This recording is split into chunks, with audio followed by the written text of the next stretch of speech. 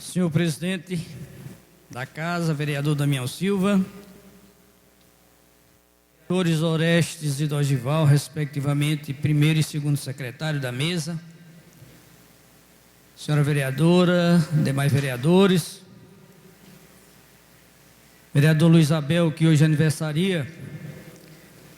Data de aniversário é um dia em que nós sofremos uma operação matemática na vida, mas as emoções continuam se renovando. Os números aumentam, mas as emoções continuam se renovando. Há quem diga que no dia do aniversário a gente renova um pouco também. Mas, meus amigos,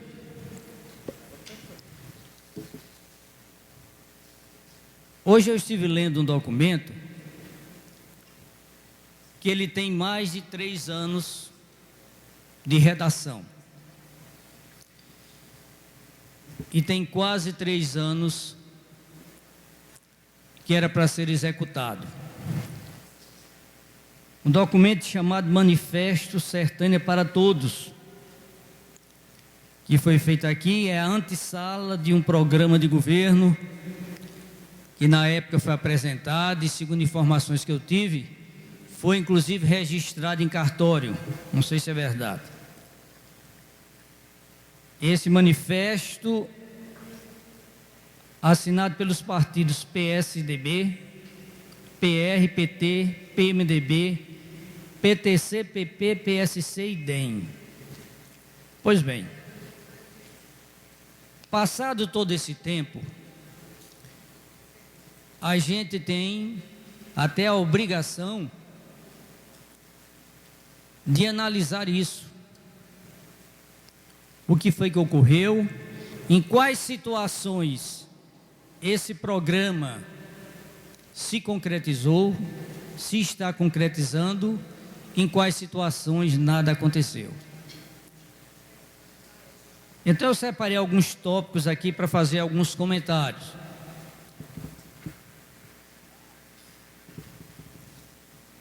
Há um momento aqui em que o manifesto, que eu acho que é muito mais um manifesto petista do que mesmo de Sertânia para Todos, em que ele diz: é preciso lutar pela autonomia política administrativa do sertão do Moxotó, enquanto micro-região do estado, atraindo para cá empresas, escritórios regionais, de órgãos e repartições públicas para alavancar nosso desenvolvimento econômico sustentável.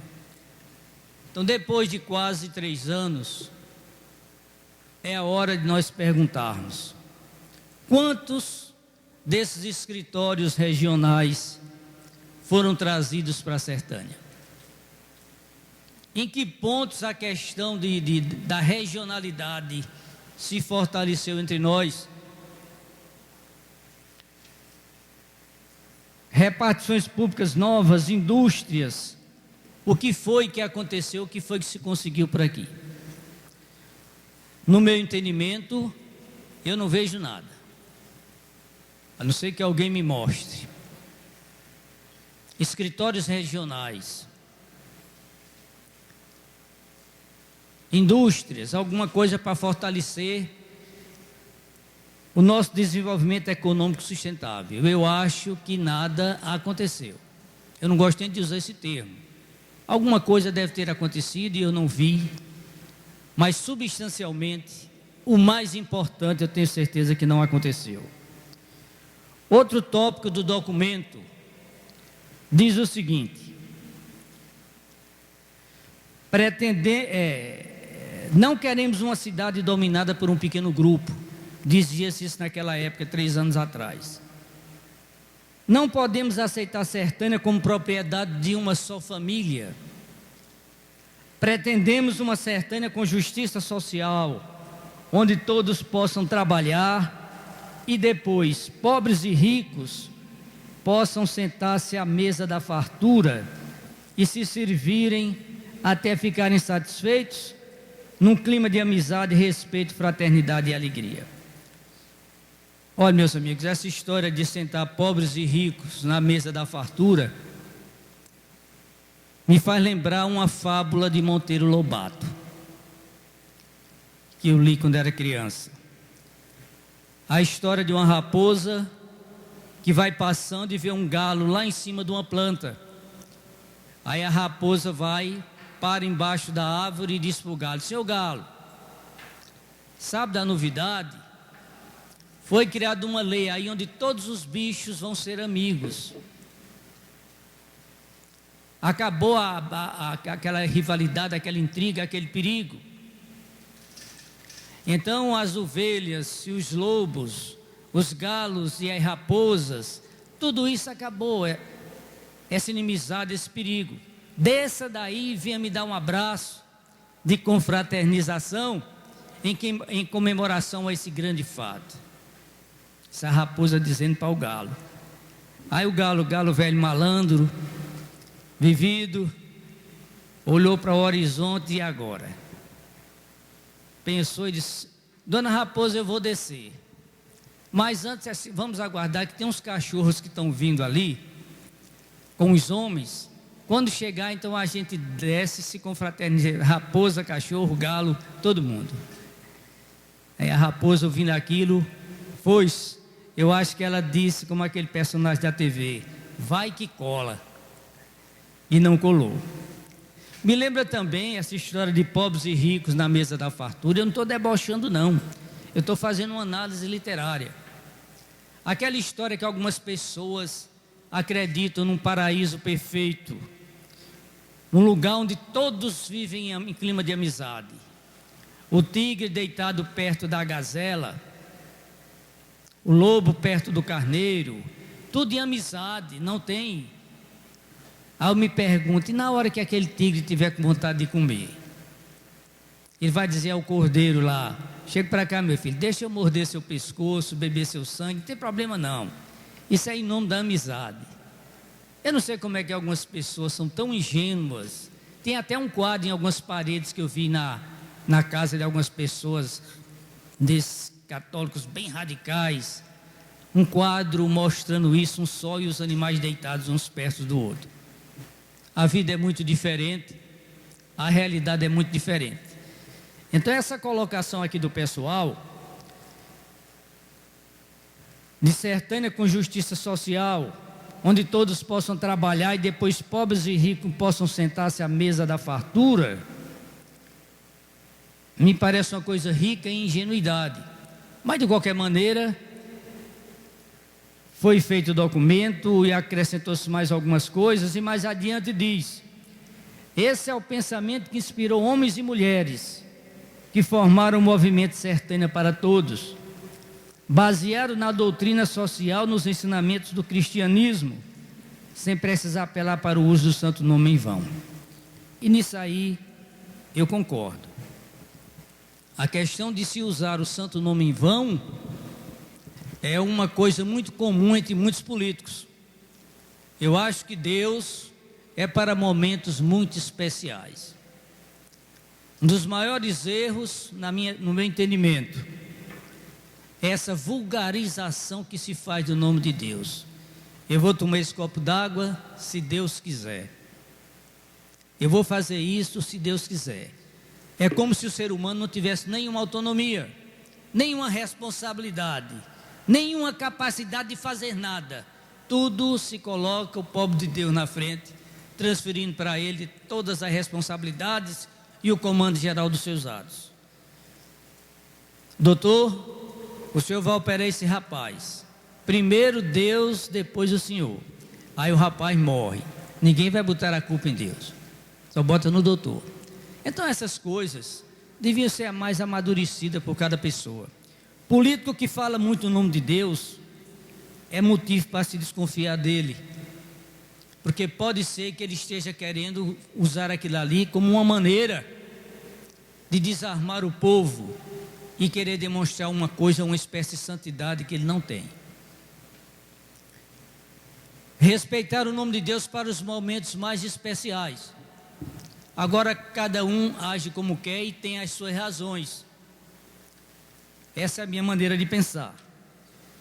E a questão, quando fala aqui nos fundamentos do cristianismo, os fundamentos do cristianismo são a humildade, a caridade, a justiça e a honestidade. Então, para poder fazer o governo seguindo os fundamentos do cristianismo, é preciso que essas coisas estejam presentes em todos esses atos do governo: humildade, caridade, senso de justiça e honestidade. Aí mais adiante o pessoal dizia, eu disse aqui, portanto nós podemos dizer que vamos ter um projeto para a Sertânia. E mais ou menos em julho ou agosto do ano anterior às eleições, se disse que tinha um projeto para a Sertânia. Esse projeto precisa aparecer. Precisa aparecer. Porque transformações de vulto, do lado positivo, de alavancar a Sertânia para frente, eu não vejo. E muita gente aí me diz também que não vê. Então, que projeto foi esse? Esse do papel? Mais adiante o documento diz: realizar uma administração popular e democrática com orçamento participativo. Quantas vezes este governo fez orçamento participativo? Convenhamos que em 2013 foi o primeiro ano, ele não poderia, teve que governar com o orçamento do governo anterior, aprovado aqui nessa casa. Mas em 2014, em 2015, quando foi que esse governo se reuniu nas periferias com as populações para fazer um orçamento participativo? Eu nunca vi nem cobrança aqui na tribuna, posso estar enganado, alguém cobrando o cumprimento dessa meta que está aqui no plano de governo, do orçamento participativo, que se faz no Recife há muito tempo, e que nós, inclusive no governo de Anjos, teve um tempo que nós começamos a fazer, depois paramos, porque é difícil o povo entender isso, mas nesse governo, que está com quase 3 anos, eu nunca vi isso não. Onde o povo, em reuniões com as lideranças, é quem irá dizer e onde o dinheiro da prefeitura será investido. Uma administração transparente. Ora, transparente. O portal da transparência dessa prefeitura saiu a fósseis. Para quem não sabe, fósseis é um aparelho que arranca o feto, a criança, de dentro da mãe, tanto numa senhora como no animal, porque não quer sair ou porque está morto. Esse portal aqui saiu a fósseis e recentemente ganhou 3 e pouco. Nota 3 e pouco. Baixíssima de avaliação. Porque é muito impreciso, falta muita coisa, é muito desatualizado. Uma administração transparente no governo municipal mostra em publicações e placas a receita e a despesa mensal corrente, quanto recebeu, em que investiu, quanto há em caixa. Afinal, é dinheiro público, ou seja, do povo. Então essas coisas estão acontecendo, essa transparência aconteceu até hoje? Não aconteceu. Uma administração que combata o nepotismo, ou seja, acabe com o empreguismo de parentes. Eu acho até o seguinte, que não é justo, é a minha opinião, se acabar com o emprego de parente. O vereador tem mais 1 minuto. Porque parente também é gente. Parente também tem conhecimento, tem formação. Não se deve abusar do emprego de parentes. Encher a prefeitura de parentes, ou o governo do estado, ou qualquer repartição pública. Disciplinar, minimizar, mas acabar, eu acho que é um preconceito, que todo mundo tem parente. Agora, demagogia muita gente faz. falando essas coisas, acabar com o nepotismo, quando entra por primeiro a indicar parente para os empregos. Tem muita gente aí. Então aqui fala, pregava isso, acabar com o empreguismo de parentes. Acabou. Que é uma falta de respeito aos tantos pais de família pobres que se encontram desempregados. Finaliza aqui o documento. Então, minhas senhoras e meus senhores, eu fiz uma análise política.